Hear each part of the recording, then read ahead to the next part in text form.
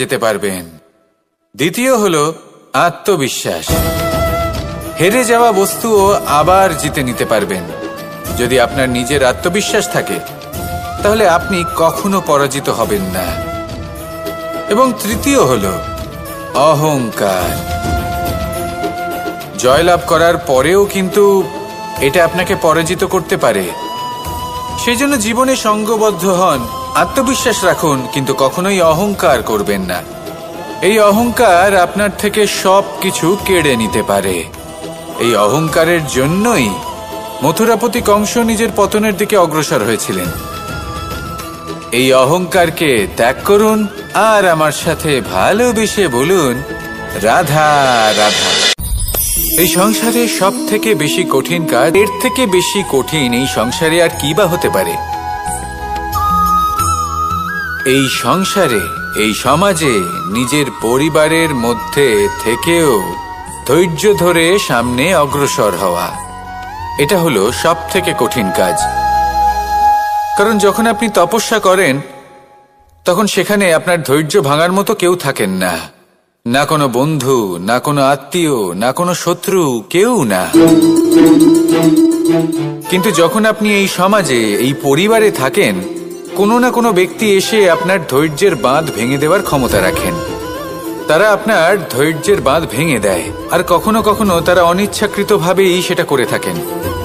কারণ তাদের মানসিকতা আপনার থেকে আলাদা, তাদের কর্ম আপনার থেকে আলাদা, তাদের দৃষ্টিভঙ্গি আপনার থেকে আলাদা, জীবন যাপন আপনার থেকে আলাদা। সেক্ষেত্রে আপনি ধৈর্যচ্যুত হন, প্রসন্নতা আপনার থেকে ছিনিয়ে নেওয়া হয়। সেই জন্য এই সংসারে, এই পরিবারের থেকেও ধৈর্য ধরে সামনে অগ্রসর হওয়া কোনো পর্বতের শিখরে গিয়ে তপস্যা করার থেকেও অনেক বেশি কঠিন। আর যে ব্যক্তি এই সমাজেই, এই পরিবারে, সেই সকল মানুষের মধ্যে থেকে গিয়েও ধৈর্য ধরে অগ্রসর হতে থাকেন, যারা এই কাজটা শিখে নিতে পারেন, তারাই কিন্তু জীবনে আনন্দ লাভ করতে পারেন। এই ধৈর্যই শেষে আপনার জীবনে প্রসন্নতা বহন করে আনবে। তাই ধৈর্য ধরে জীবনের পথে অগ্রসর হন আর আমার সাথে ভালোবেসে বলুন, রাধা রাধা। রূপী চারা কোথাও রোপণ করার আগে বোঝার চেষ্টা করুন যে যার উপর আপনি বিশ্বাস করতে চলেছেন সে কি আদৌ আপনার বিশ্বাসের যোগ্য কি না। ভেবে দেখুন সেই ব্যক্তি ভবিষ্যতে গিয়ে আপনার বিশ্বাস ভাঙতে পারে কিনা। এটাও ভেবে দেখুন যে যাকে আপনি বিশ্বাস করতে চলেছেন তাকে আপনি বিশ্বাস করলে নিজের জীবনের উদ্দেশ্যে আপনি অগ্রসর হতে পারবেন কিনা। আর তার জন্য প্রয়োজন সঠিক সিদ্ধান্ত, পরখ করা, কোনটা উচিত কোনটা অনুচিত সেটা বোঝা। আর তাতে কিন্তু আপনি সন্দেহবাতিক হবেন না, তাতে আপনি আরো নিপুণ হয়ে উঠবেন। তাই যদি আপনি নিপুণ হয়ে উঠতে চান তাহলে বোঝার চেষ্টা করুন, পরখ করে দেখুন, কোনটা উচিত কোনটা অনুচিত বুঝুন। আর বিশ্বাস তখনই করুন যখন আপনি 100% নিশ্চিত হবেন যে সে বিশ্বাসের যোগ্য। আসুন আমার সাথে ভালোবেসে বলুন, রাধা রাধা। রাধা কখনো কখনো আমার জন্য বড়ই সুগন্ধি আতর নিয়ে আসে, পারিজাত ফুলের মালা নিয়ে আসে আমার প্রসাধন করবে বলে, এবং আমার সব থেকে বেশি প্রিয় মাখন নিজে হাতে বানিয়ে আনে আমাকে নিজে হাতে খাইয়ে দেবে বলে, সবকিছু আমাকে প্রসন্ন করবে বলে। কিন্তু আপনি কখনো ভেবেছেন যে এই আতর কিভাবে বানানো হয়? সহস্র ফুলের পাপড়ি একসাথে পিষে নিতে হয়, তারপরে তার থেকে যে রস নিঃসৃত হয় সেই রস, আপনি হলেন সেই দুধ যাকে মন্থন সহ্য করতে হবে মাখন হয়ে ওঠার জন্য। মনে রাখবেন আপনি হলেন সেই ফুলের মতন যাদের পিষ্ট হতে হবে সুগন্ধি আতর হয়ে ওঠার জন্য, যাকে এই সংসার পছন্দ করে। কখনো কখনো জীবনে আপনার সাথে খারাপ শুধুমাত্র এই কারণে ঘটে যাতে আপনার শ্রেষ্ঠ রূপ এই সংসারের সামনে আসতে পারে। শুধুমাত্র কঠিন পরিস্থিতি এবং বিপদকে একটা সুযোগ হিসেবে দেখার চেষ্টা করুন। আপনার জন্য এই সংসার বদলে যাবে, সংসারকে দেখার দৃষ্টিভঙ্গি পাল্টে যাবে, আপনার ভাগ্য পাল্টে যাবে, আর এই মন প্রসন্ন হয়ে বলবে, রাধা রাধা। পাশা নামক এই খেলাটি আপনারা নিশ্চয়ই খেলেছেন, না খেলে থাকলে দেখেছেন, আর যদি দেখেও না থাকেন তাহলে নিশ্চিত রূপে শুনেছেন।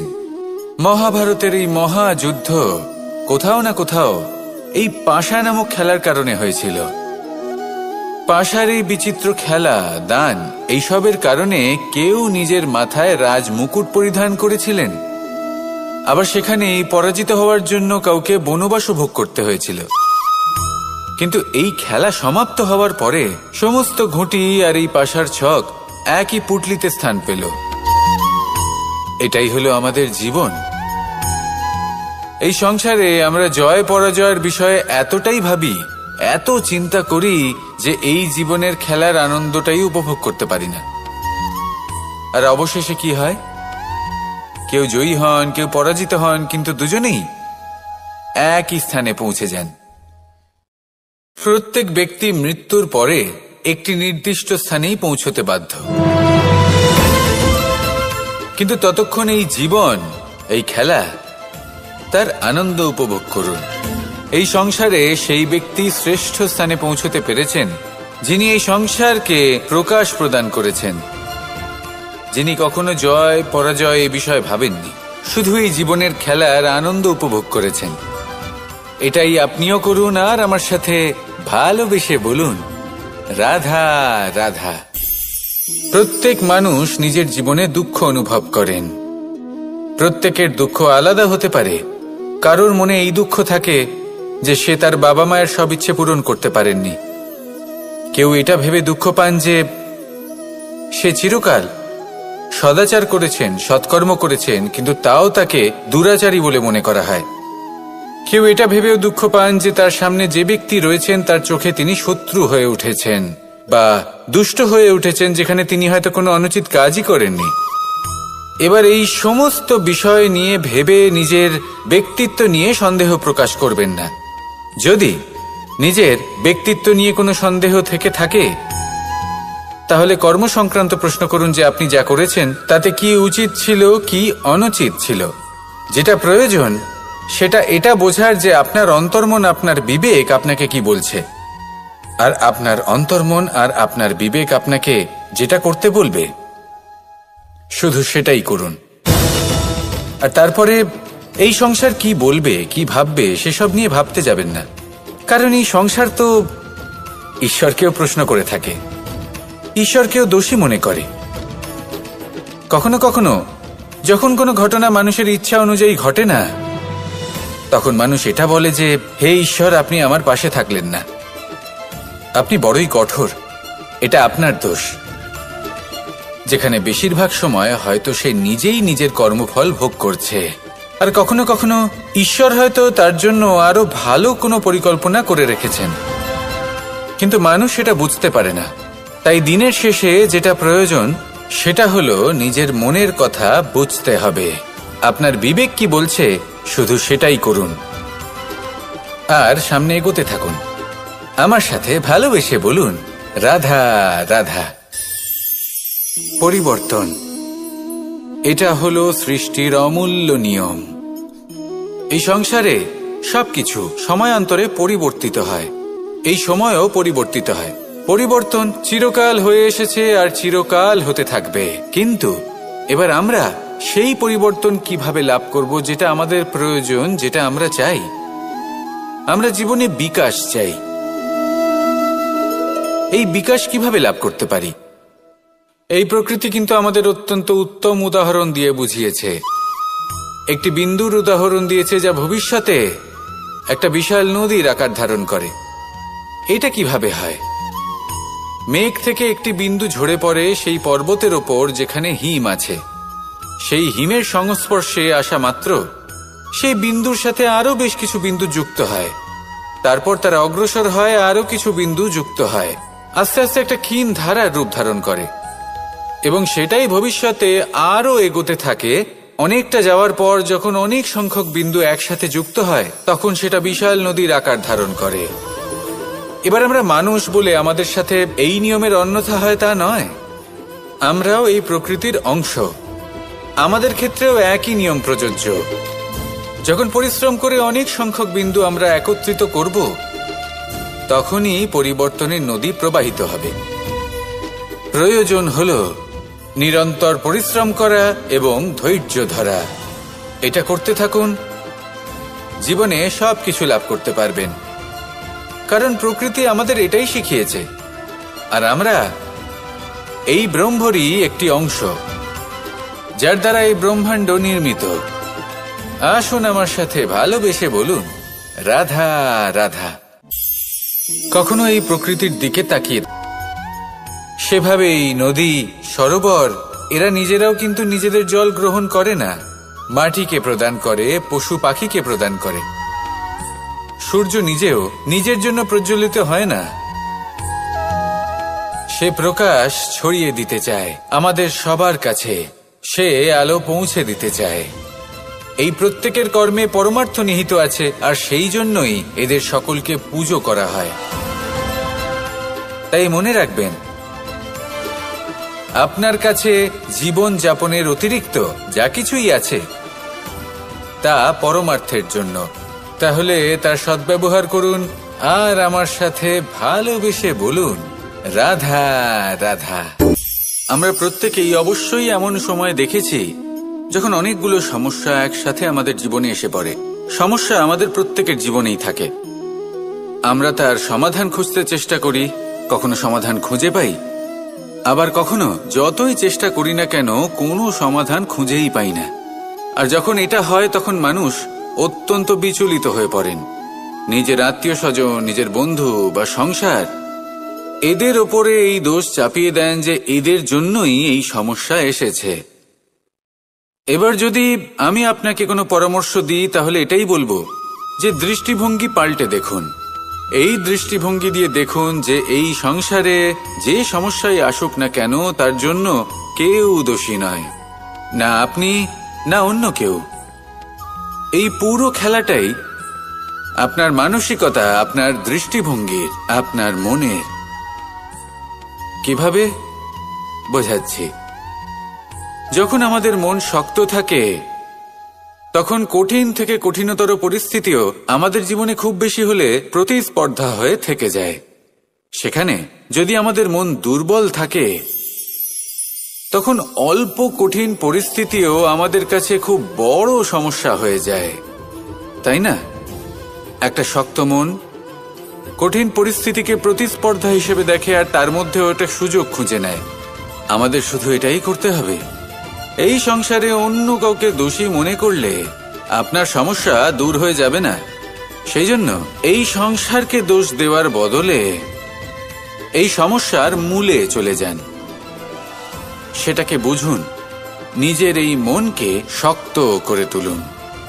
যদি আপনার মন শক্তিশালী হয় তাহলে এই সংসারে অনেক বড় বড় কঠিন থেকে কঠিনতর পরিস্থিতিও যদি আসে, আপনার জীবনে যতই বড় বড় সমস্যা আসুক না কেন আপনার লক্ষ্য লাভে বাধা দিতে পারবে না।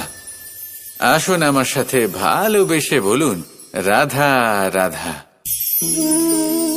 আমরা সবাই পাথর দেখেছি, পর্বতও দেখেছি, শুকনো পাতাও দেখেছি, শ্যামল বনানীও দেখেছি। কখনো ভেবেছেন পাথরের অস্তিত্ব কিন্তু ততক্ষণ কখনো পিষ্ট হয়ে সেই পাথর আস্তে আস্তে মাটিতে পরিণত হয় এবং পূর্ণরূপে নিজের অস্তিত্ব হারিয়ে ফেলে।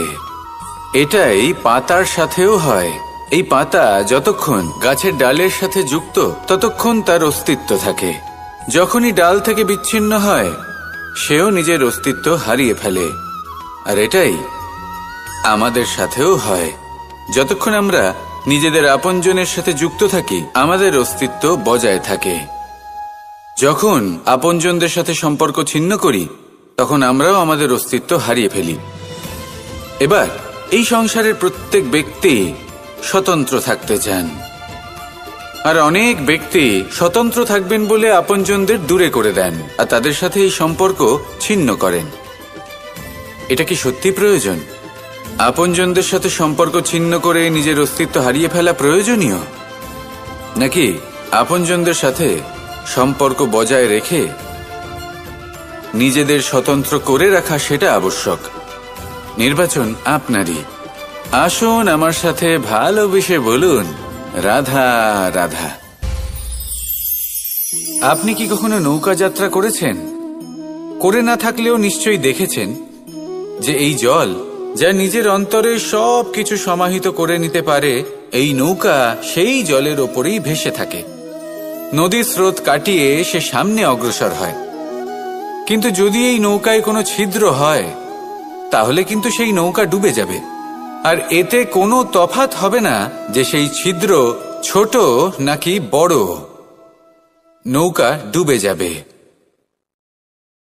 এই ছিদ্র হলো আমাদের জীবনে আমাদের অপগুণ, আমাদের দোষ, আমাদের বিকার। কখনো এটা ভাববেন না যে এই দোষ খুবই ছোট, এতে কিছুই যাবে আসবে না। না, সেই ছোট দোষ, সেই ছোট বিকার যদি সেটাকে শুধরে না নেন তাহলে সেটা আপনাকে আপনার পতনের দিকে নিয়ে যাবে। শেষ পর্যন্ত এটা আপনার উপর নির্ভরশীল যে আপনি কি চান। আপনার জীবনের এই নৌকা এভাবেই ডুবে যেতে দেখবেন, নাকি নিজেকে শুধরে নিয়ে সেই নৌকার সেই ছিদ্রটাকে ভরিয়ে তুলতে চাইবেন? নির্বাচন আপনার। আসুন আমার সাথে ভালোবেসে বলুন, রাধা রাধা। জল, জলই পৃথিবীতে বেঁচে থাকা, কিন্তু নিজের প্রবাহ থামতে দেয় না, ক্রমাগত অগ্রসর হতে থাকে। সেরকমই একটা শিক্ষা যেটা আমরা জল থেকে পেয়ে থাকি তা হলো এটা, আমরা যখন জলের দিকে তাকাই তখন আমরা নিজের প্রতিবিম্ব দেখি, স্পষ্টভাবে দেখতে পাই। কিন্তু তখনই দেখতে পাই যখন এই জল শান্ত থাকে, স্থির থাকে। যদি এই জল অশান্ত হয়ে থাকে, স্থির না হয়, তাহলে আমরা এতে নিজের প্রতিবিম্ব দেখতে পাই না। এটাই আমাদের মনের সাথেও হয়ে থাকে। যখনই জীবনে কোনো সংকট আসে, যদি আমরা শান্ত মনে, স্থির মনে সিদ্ধান্ত নিই, তাহলে সেটা এমন একটা শীতল সিদ্ধান্ত হবে যেটা আমাদের ভবিষ্যৎকে একটা শ্রেষ্ঠ স্থানে নিয়ে যাবে। যদি এই মন অশান্ত হয়, বিচলিত হয়, পীড়িত হয়, দুঃখিত হয়ে থাকে, রুষ্ট হয়ে থাকে, তাহলে অনেক সময় আমরা এমন সিদ্ধান্ত নিই যেটা আমাদের জন্য অনুচিত প্রমাণিত হয়। যখন আপনি ক্রুদ্ধ ছিলেন বা দুঃখের বশে ছিলেন, তখন অনেক সময় হয়তো এমন সিদ্ধান্ত নিয়েছেন যেটার জন্য ভবিষ্যতে আপনি অনুশোচনা করেছেন। এবার দেখুন, এই আবেগগুলো থেকে আমরা পালাতে পারবো না, কিন্তু এই আবেগগুলো আপনার উপর কতটা প্রভাব ফেলবে সেটা আমরা অবশ্যই ঠিক করতে পারি। এই মনকে আমরা নিয়ন্ত্রণ করতে পারি। এটাই করুন, চিন্তা করুন, এই মনকে শান্ত রাখুন, স্থির হতে চেষ্টা করুন, আর তারপরে সিদ্ধান্ত নিন। আসুন আমার সাথে ভালোবেসে বলুন, রাধা রাধা। আপনি কারোর প্রশংসা করেন তাহলে পূর্ণ হৃদয় দিয়ে করুন। যদি আপনি হস্তক্ষেপ করে থাকেন তাহলে মস্তিষ্ক দ্বারা করবেন যে আপনার এই জীবন কিন্তু অনিশ্চিত কাল পর্যন্তই আছে। কতক্ষণ আছে সেটা কেউ জানে না। তাই কিছু মুহূর্ত যেটা যাপন করতে আমরা এখানে এসেছি, সেখানে ক্রোধ, অহংকার, ঈর্ষা, এইসব আবেগের কি গুরুত্ব বলুন তো? এগুলো ত্যাগ করুন। মানুষকে ক্ষমা করতে শিখুন, আস্তে আস্তে বিশ্বাস করতে শিখুন। এই সংসারে নিঃস্বার্থভাবে প্রেম করতে শিখুন, আর সবার মধ্যে আনন্দ বিতরণ করুন। তাই এই সব গুণ যদি আপনি আত্মসাৎ করতে পারেন, তাহলে আপনার জীবনে শুধু আনন্দ এবং আনন্দই বিরাজমান হবে। আসুন আমার সাথে ভালোবেসে বলুন, রাধা রাধা। এবার কখনো কখনো জীবনে আমাদের মনে হয় যে চতুর্দিকে শুধুমাত্র অন্ধকারই হয়ে আছে, প্রত্যেকেরই তা কখনো মনে হয়। আর তখনই আমাদের নিরাশ হলে চলবে না, আমাদের দুঃখী হলে চলবে না। সেই সময় আমাদের খুঁজতে হবে নিজেদের আশেপাশে, চতুর্দিকে, আর কোথাও না কোথাও আমরা প্রকাশ অবশ্যই দেখতে পাবো, আশার একটা কিরণ অবশ্যই দেখতে পাবো। কেউ এমন একটা কর্ম করেন যেটা দেখে আমরা প্রেরিত হয়ে যাই, আর এমন কোনো কর্ম যদি আপনারা করেন তাহলে সেই কর্ম আপনার মনকে প্রসন্ন ভাব, আনন্দ এবং ভালোবাসা দ্বারা ভরিয়ে তুলবে। আপনার অন্তরের সেই অন্ধকারের অন্ত করবে, দুঃখেরও অন্ত করবে। আর এই মন প্রসন্ন ভাব নিয়ে বলবে, রাধা রাধা। যদি কোনো সিংহ বানরের মতো গাছে চড়তে চেষ্টা করে তাহলে কি হবে? একটা মাছ যদি মাটিতে হাঁটতে চেষ্টা করে তাহলে কি হবে? তারা বিফলই হবে। কিন্তু এরকম কেন হয়? তার কারণ হলো প্রকৃতির রচনা কিছুটা এরকম। এখানে প্রত্যেকটি ব্যক্তিকে, প্রত্যেকটি প্রাণীকে আলাদা আলাদা গুণের অধিকারী করা হয়েছে এবং সকলকে একটা সীমাও প্রদান করা হয়েছে। এবার এই যে বৃক্ষ, পশু, পাখি, এদের মধ্যে সেই ক্ষমতাই নেই যে এরা নিজেদের যাচাই করতে পারবে, নিজেদের সীমাগুলো বুঝতে পারবে, নিজেদের সদ্গুণগুলো চিনতে পারবে। এরা সেটা করতে পারবে না। কিন্তু মানুষ তো আলাদা। মানুষের কাছে সেই বিশেষ শক্তি আছে যে তারা পূর্ণরূপে নিজেদের যাচাই করতে পারবে, নিজেকে পূর্ণরূপে বুঝতে পারবে, নিজের দোষ, নিজের অপগুণ, নিজের সদ্গুণ, নিজেদের সীমাগুলো তারা বুঝতে পারবে। আর এটা অত্যন্ত গুরুত্বপূর্ণ। কথায় আছে যে যদি সাফল্য লাভ করতে হয় তাহলে নিজেকে যাচাই করে নিতে হবে। তাই নিজেকে যাচাই করুন, নিজের সাথে পরিচিত হয়ে যান এবং জীবনে কর্ম করতে থাকুন। সাফল্যের শিখরে অবশ্যই পৌঁছে যাবেন। আর ওখানে যদি যান তাহলে এই মন প্রসন্ন হয়ে অবশ্যই বলবে, রাধা রাধা। বনের মধ্যে যদি আপনি কোনো বিষাক্ত সাপ দেখেন তাহলে কি করবেন? আপনি তখনই তার থেকে দূরে পালাতে চেষ্টা করবেন। আর এটা কেন করবেন? নিজের রক্ষার্থে। এই কথা আমি নয় মেনে নিলাম, কিন্তু নিজের জীবনে এটা করেন না কেন? আপনি যেখানেই যান, যে স্থানেই যান না কেন, প্রত্যেক সময়, প্রত্যেক মুহূর্তে এমন বিষাক্ত সাপ আপনি অবশ্যই খুঁজে পাবেন। আর সেই সাপ নয় যাদের আপনি বনে খুঁজে পাবেন, এরা হলো সেই সাপ যা আপনাকে পাপ করতে বাধ্য করবে। আপনার অন্তরের বাসনা, ক্রোধ, অহংকার, লোভ, ঈর্ষা এদের বৃদ্ধি ঘটাবে। দেখুন, বনের এই সাপ আপনাকে একবার ছেড়ে দিতেও পারে, ছোবল নাও মারতে পারে, কিন্তু এই যে পাপরূপী সাপ আছে তা অবশ্যই ছোবল মারবে। কর্ম যদি করেন তাহলে অবশ্যই ফল পাবেন। সেই জন্য যখনই কোথাও যাবেন, যদি এমন কাউকে দেখেন, যদি এমন কিছু দেখেন যে আপনাকে পাপ করতে বাধ্য করছে, তাহলে সেই মুহূর্তে সেখান থেকে পালিয়ে যান। যেমন বনের সাপ দেখে আপনি পালাতে থাকেন। সৎকর্মের রক্ষা অত্যন্ত আবশ্যক। আসুন আর আমার সাথে ভালোবেসে বলুন, রাধা রাধা। মনুষ্য জীবনের সব থেকে বেশি গুরুত্বপূর্ণ বিষয় হলো মনের একাগ্রতা। এই সংসারের যে কটি মহান কার্য সম্পাদন হয়েছে তা হলো মনের এই একাগ্রতার একমাত্র ফল। আপনি অবশ্যই দেখে থাকবেন, অনেক ছোট বড় নদী যা বয়ে চলে তাদের সামনে একটা বাঁধ নির্মাণ করা হয় সেই সব নদীর জল সঞ্চয় করতে। বাঁধ হয়ে গেলে প্রয়োজন মতো বা মনের ইচ্ছে মতো তাকে ব্যবহার করা সম্ভব। এবার এটাই আমাদের মনের সাথেও সম্ভব। আমাদের মনের একাগ্রতা আজকের দিনে দাঁড়িয়ে বিভিন্ন ধরনের বিকার, ক্রীড়া এবং ভোগের মধ্যে ভাগ হয়ে গেছে। একে একত্রিত করতে হবে, একটা বাঁধ নির্মাণ করতে হবে। শুধু এটাই করতে হবে, যেটা উচিত কর্ম সেটাই করুন, যেটা অনুচিত কর্ম সেটা করা থেকে নিজেকে বিরত রাখুন। এটাই করতে হবে, যেটা উচিত কর্ম সেটাই করুন, যেটা অনুচিত কর্ম সেটা করা থেকে নিজেকে বিরত রাখুন। ব্যাস, এই কাজটাই আপনি করতে থাকুন, করতে থাকুন। মনের মধ্যে একাগ্রতার বাঁধ নির্মাণ করুন। আর একবার যদি তা নির্মাণ হয়ে যায় তাহলে যখন চাইবেন, যেখানে চাইবেন, যতটা চাইবেন একাগ্রতা প্রয়োগ করতে পারবেন। আর একবার যদি আপনি এটা শিখে যান তাহলে এই সংসারকে বদলে ফেলার মতো কাজ আপনি করতে পারবেন, সমাজকে শুধরাবার মতো কাজ করতে পারবেন। তাহলে এই মনকে একাগ্র করুন আর আমার সাথে ভালোবেসে বলুন, রাধা রাধা। আমরা সবাই ফল খাই, কিন্তু আমাদের সেই ফলই প্রিয় হয় যে পরিপক্ক হয়ে ওঠে, যেটা নম্র হয়, আর যে ফল অনেক বেশি মিষ্টি আর সুস্বাদু হয়ে থাকে, যাদের রঙে বাহার দেখা যায়। সেইভাবে জীবনে আমরা নানান মানুষের সাথে পরিচিত হই, কিন্তু সেই মানুষই আমাদের মন ছুঁয়ে যায় যারা বিনম্র স্বভাবের, যাদের বাণী খুব মধুর, যাদের অন্তরে আত্মবিশ্বাসের একটা তেজ, একটা রং দেখা যায়। এবার এমন ব্যক্তি আমরা কি করে হব? ঠিক সেইভাবেই যেমন একটা ফল রোদ, বর্ষা, শীত, বায়ু এই সকল সংকটময় পরিস্থিতির সম্মুখীন হয়ে পরিপক্ক হয়ে ওঠে, সেইভাবেই মানুষ সংকটময় পরিস্থিতির সম্মুখীন হয়ে পরিপক্ক হয়ে ওঠেন। যদি এই সংকটের সম্মুখীন হন তাহলে অভিজ্ঞ হবেন, আর এই অভিজ্ঞতাই শিক্ষা দিয়ে যাবে। এই অভিজ্ঞতা আমাদের শিখিয়ে দেয় যে আমাদের বিনম্র থাকতে হবে। অহংকার করে কোনো লাভ নেই। মধুর বাণীর যে কি মূল্য তা আমরা শিখতে পারি। এই অভিজ্ঞতাই আমাদের বুঝিয়ে দেয় যে উচিত অনুচিত কোনটা আমাদের দৃষ্টিভঙ্গি তৈরি করে, আর এই দৃষ্টিভঙ্গি দ্বারা আত্মবিশ্বাস জাগ্রত হয়। সেই জন্য জীবনে কখনো বিপদ থেকে দূরে পালাবেন না, সেগুলোর সম্মুখীন হন, অভিজ্ঞতা লাভ করুন, তার থেকে শিক্ষা লাভ করুন, এইভাবেই পরিপক্ক হবেন।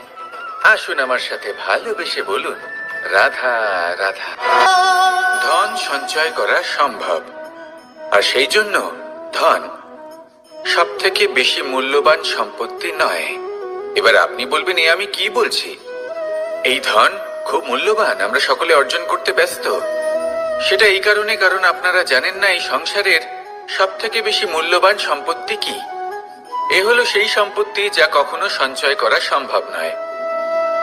আপনার কাছে যতই ধন থাকুক তা দিয়ে আপনি স্বাস্থ্য লাভ করতে পারেন, বাড়ি কিনতে পারেন, আদি ইত্যাদি, কিন্তু আপনি যতই ধনী হন না কেন, ফেলে আসা দিনের একটা মুহূর্ত আপনি লাভ করতে পারবেন না। এই একটা মুহূর্ত, এই সময়, এটাই হলো সংসারের সব থেকে মূল্যবান সম্পত্তি। একবার চলে গেলে তা কখনোই ফিরে আসে না। আর এই মুহূর্ত যতই চলে যাক না কেন, আমরা স্মৃতির মাধ্যমে সেগুলি যাপন করতে পারি, তার আনন্দ উপভোগ করতে পারি। আর যার সাথে আমরা সময় অতিবাহিত করেছি তার স্মৃতিতে আমরা চিরকাল জীবিত থাকতে পারি। সেই জন্য সময় সব থেকে মূল্যবান সম্পত্তি, তাকে এইভাবে নষ্ট করবেন না। প্রত্যেকটা মুহূর্ত উপভোগ করুন, আনন্দ করুন, আর ভালোবেসে বলুন, রাধা রাধা। কনক, কি সুন্দর একটা শব্দ। এর অনেকগুলো রূপ রয়েছে, অনেকগুলো অর্থও রয়েছে। প্রথম অর্থ হলো স্বর্ণ, অর্থাৎ সম্পত্তি। দ্বিতীয় অর্থ ধুতুরা, অর্থাৎ গাছের ছোট একটা বীজ, যা কিনা অত্যন্ত শক্তিশালী হয়। যদি বেশি মাত্রায় এর প্রয়োগ করা হয় তাহলে এটা বিষময় হয়ে উঠতে পারে। এই হলো সেই ধুতুরা যার প্রয়োগ মহাদেবের পুজোতে করা হয়। এবার প্রশ্ন হলো এটাই যে এই স্বর্ণ এবং এই ধুতুরার মধ্যে মিল কি রয়েছে। মিল হলো এটাই যে এই দুটোই মানুষকে মত্ত করে তোলে। ধুতুরা মানুষকে তখন মত্ত করে যখন তাকে সেবন করা হয়, কিন্তু স্বর্ণ, ধন, সম্পত্তি, মানুষ এটা যতটাই অর্জন করে নেয় সেটাই যথেষ্ট। এই স্বর্ণ মানুষের ভাবনা চিন্তা করার ক্ষমতাকে বশ করে ফেলে।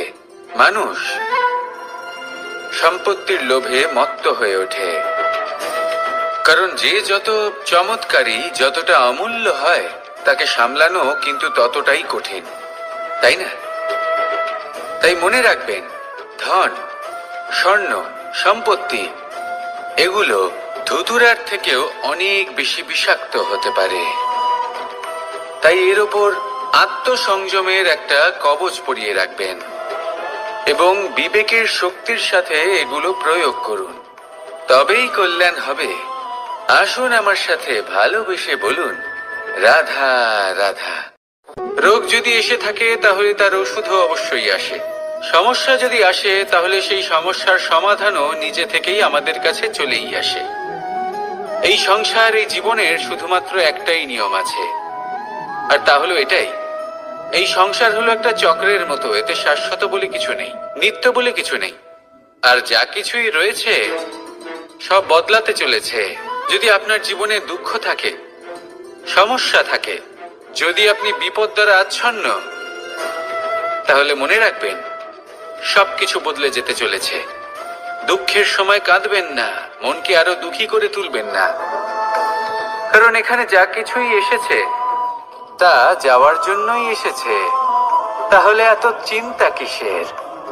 আনন্দ সহকারে জীবন যাপন করুন, আর আমার সাথে ভালোবেসে বলুন, রাধা রাধা। মানুষের জীবনে তিনটি গুণ অত্যন্ত প্রয়োজনীয়: শ্রদ্ধা, বিনম্রতা, যোগ্যতা। যদি জ্ঞান লাভ করতে চান তাহলে শ্রদ্ধার প্রয়োজন, যদি মান লাভ করতে চান তাহলে স্বভাবে বিনম্র হওয়া প্রয়োজন, আর যদি মনোবাঞ্ছিত স্থান লাভ করতে চান তাহলে যোগ্যতার প্রয়োজন। বিষয়টা সহজ। শ্রদ্ধা আপনাকে জ্ঞান দেবে, নম্রতা আপনাকে মান, আর যোগ্যতা উচিত স্থান দেবে। কিন্তু যদি আপনি এই তিনটি গুণ সম্মিলিত করেন তাহলে এমন কিছু লাভ করবেন যা এই সব কিছুর থেকে অনেক ঊর্ধ্বে। সম্মান। আর এ হলো সেই সম্মান যা প্রত্যেক মানুষের নিজের জীবনে লাভ করতে চেষ্টা করা উচিত, কারণ এই হলো সেই সম্মান যার কারণে আপনি চলে যাওয়ার পরেও এই সংসার আপনাকে ভালোবাসবে আর মনে রাখবে। আসুন আমার সাথে ভালোবেসে বলুন, রাধা রাধা। জীবনে গতি অত্যন্ত গুরুত্বপূর্ণ, মতিও হলো গুরুত্বপূর্ণ, এবং তার থেকেও বেশি গুরুত্বপূর্ণ হলো সঙ্গতি। একটা জলের ফোঁটা, তার মধ্যে গতি থাকে, প্রকৃতির মধ্যে তা লাভ করার ইচ্ছে নিহিত থাকে, কিন্তু এই যে সঙ্গতি তা নির্ধারিত করে যে এই জলের ফোঁটা ঝিনুকের মুখে পড়ে মুক্ততে পরিণত হবে নাকি বিষাক্ত সাপের মুখে পড়ে বিষে পরিণত হবে। এবার দেখুন, এই জঞ্জাল স্বর্ণকারের দোকানের সামনেও থাকে এবং জঞ্জাল একজন ব্যবসাদারের দোকানেও থাকে, কিন্তু জঞ্জাল যা স্বর্ণকারের দোকানে থাকে তা ব্যবসাদারের দোকানের জঞ্জালের থেকে অনেক বেশি মূল্যবান, কারণ তার মধ্যে সোনার কণার সঙ্গতি থাকে। সেই জন্য জীবনে সঙ্গতির উপর বিশেষ গুরুত্ব দেবেন। যেমন সঙ্গতি তেমনই আপনি হবেন। আসুন আমার সাথে ভালোবেসে বলুন, রাধা রাধা। প্রত্যেক প্রাণী ভালোভাবে জীবন যাপন করতে চান, এটা তাদের স্বভাবে আছে এবং ভাবাটা অনুচিত নয়। কিন্তু একটা ভালো জীবনের গুরুত্বপূর্ণ অংশ কোনটা? বসবাসের স্থান, সেই স্থান যেখানে আমরা জীবন অতিবাহিত করি। এবার মানুষ ভাবতে পারেন যে একটা ভালো বাসস্থানের অর্থ কি? সেই স্থান যেখানে সহজে জল পাওয়া যায়, যেখানে শুদ্ধ বায়ু পাওয়া যায়, যেখানে আনাজ উৎপন্ন হয়। এটা জীবনযাপনের জন্য পর্যাপ্ত বটে, কিন্তু ভালো জীবন যাপনের জন্য আরো একটা কথা আপনাকে বুঝতে হবে। সাধু, জ্ঞানী, পণ্ডিত ব্যক্তি, এই সকল মহাপুরুষ, এনাদের যে বাসস্থান তা অত্যন্ত বিশেষ হয়। এখানে এক ধরনের বিশেষ ইতিবাচক শক্তি থাকে, এমন একটা স্থান যেখানে দেবতারাও বিচরণ করেন। জীবন আমরা সবাই যাপন করি, কিন্তু জীবনের উদ্দেশ্য শুধুমাত্র জীবন যাপন করা নয়। জীবনের উদ্দেশ্য হলো মুক্তি লাভ করা। আর এই সকল সাধু, জ্ঞানী, পণ্ডিত ব্যক্তি, এই সকল মহাপুরুষ আপনাকে মুক্তির পথে নিয়ে যেতে পারেন, কারণ এরা হলেন সেই মহাপুরুষ যারা নিজেদের অন্তরের বিকার, অহংকার, ক্রোধ, বিদ্বেষ এই সকল দোষগুলিকে ত্যাগ করেছেন, এদের ওপর বিজয় লাভ করেছেন। এমনই একজন ব্যক্তি আপনাকে মুক্তির পথে নিয়ে যেতে পারে। প্রয়োজন হলো শুধুই এনাদের চিনতে পারা, এদের কথা বুঝতে পারা এবং এদের দেখানো পথে চলা। যদি আপনি এটা করতে পারেন তাহলে এই মন প্রফুল্ল হয়ে বলবে, রাধা। এই শুকনো পাতাটিকে দেখুন, নিষ্প্রাণ হয়ে পড়েছে। একটা গাছের ডালে ছিল, সেই গাছ ওর লালন পালন করত। যখন যখন বাতাস বইত, এই পাতায় কম্পন দেখা দিত, মনকে প্রফুল্ল করে তুলত। কোনো একদিন এই পাতা গাছের ডাল থেকে ঝরে পড়ে গেল। নিঃসন্দেহে ও নিজের স্বাধীনতা পেল, কিন্তু আস্তে আস্তে শুকিয়ে গেল, নিষ্প্রাণ হয়ে গেল। দেখুন, আমি এই কথা বলছি না যে স্বাধীনতা অনুচিত, কখনোই না, কিন্তু যে কোনো পরিস্থিতিতে স্বাধীন হতে চাওয়া এটা নিশ্চিতরূপে অনুচিত। আমরা যদি আমাদের জীবনে পরিবারের গুরুত্ব ভেবে দেখি, তাহলে এই পরিবারে যতই মতভেদ থাকুক না কেন, যতই মনোমালিন্য থাকুক না কেন, যতই বিবাদ থাকুক না কেন, এই সব মিটিয়ে নেওয়া অত্যন্ত প্রয়োজনীয়। সেই সবকিছু সমাপ্ত করা অত্যন্ত প্রয়োজনীয়। কখনো এই পরিবারকে ভাঙতে দেবেন না, কখনো এই পরিবার থেকে দূরে চলে যাবেন না। এই পরিবার হলো আমাদের জীবনের একটা অমূল্য সম্পদ, অমূল্য এক আশ্রয়, যা এই সংসারে হয়তো কোথাও আপনি পাবেন না। তাই একে আগলে রাখুন। পরিবার সেই গাছ। আসুন আমার সাথে ভালোবেসে বলুন, আর সেই গাছ। আসুন আমার সাথে ভালোবেসে বলুন, রাধা রাধা।